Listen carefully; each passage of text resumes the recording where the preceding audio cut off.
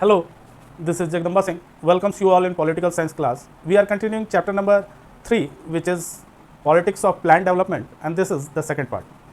इससे previous video में हम लोगों ने इंट्रोडक्शन देखा था इस चैप्टर का कि क्या थीम होने वाली है इस चैप्टर में, क्या पढ़ना है हम लोग को इस चैप्टर में। और आज का जो टॉपिक है वो है पॉलिटिकल कॉन्टेस्टेशन का।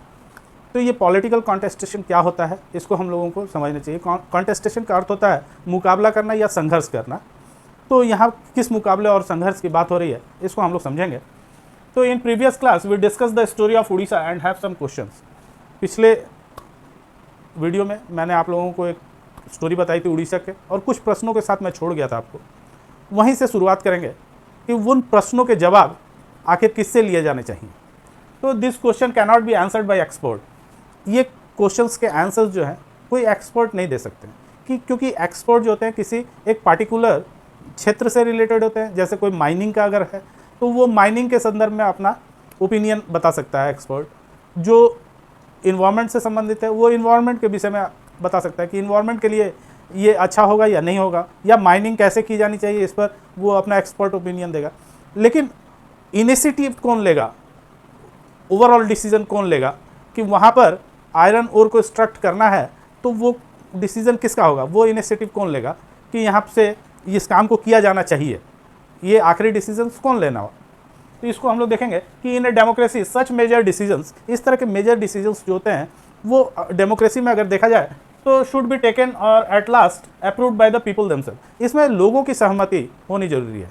अगर लोग केवल अपना जो है अप्रूवल दे दे, अपनी सहमति दे दे कि हाँ इस तरह का काम होना चाहिए, तो फिर वो काम लगभग एक तरह से अप्रूव्ड हो जाता है कि वो काम किया जाना चाहिए लोगों के बेनिफिट के लिए। तो it is important to take advice from expert, but final decision must be a political decision.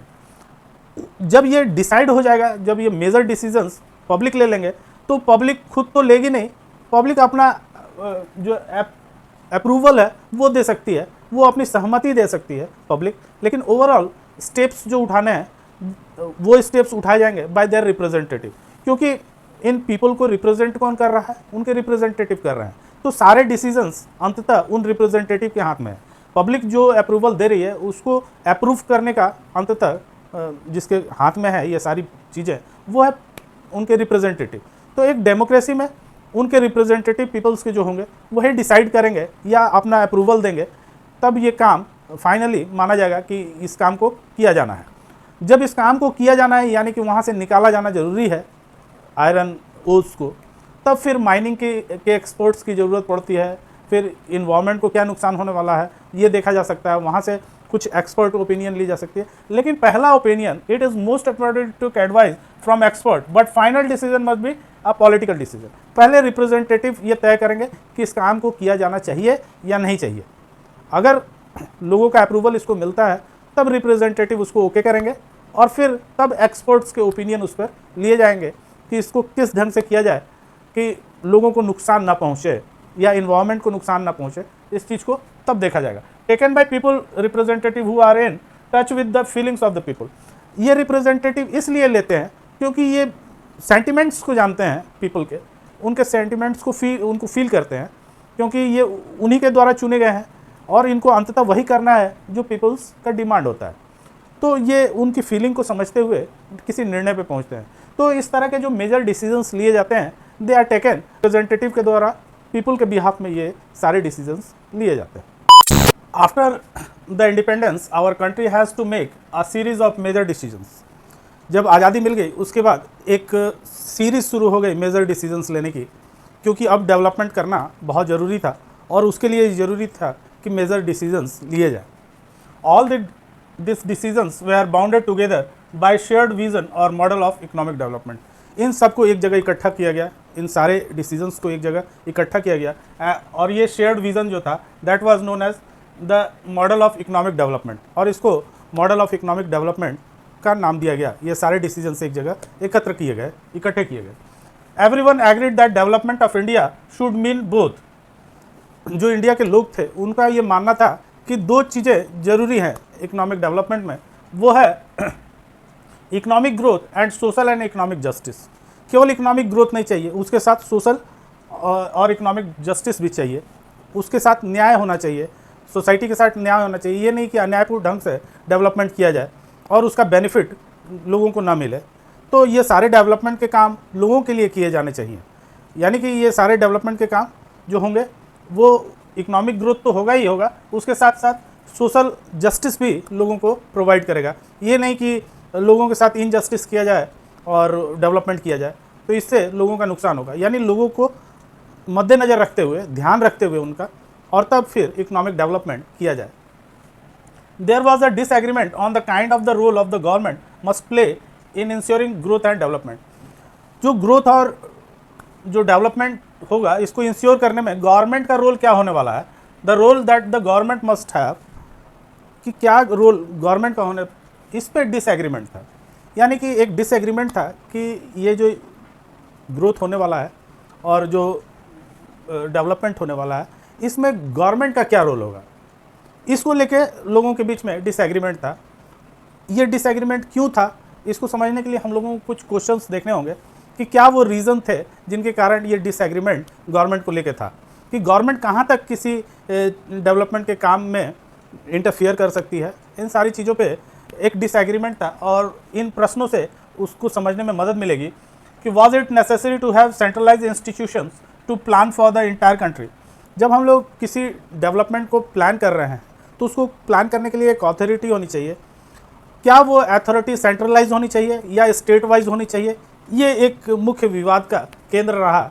और ये डिसएग्रीमेंट इस बात पर बहुत ज़ोरदार ढंग से था क्योंकि स्टेट्स को ये लगने लगा था कि उनकी बात डेवलपमेंट के अगर सेंट्रलाइज होगी, यानी केंद्र सरकार उसको देखेगी सारे प्लान को, तो फिर स्टेट का रोल कम हो जाएगा उसमें।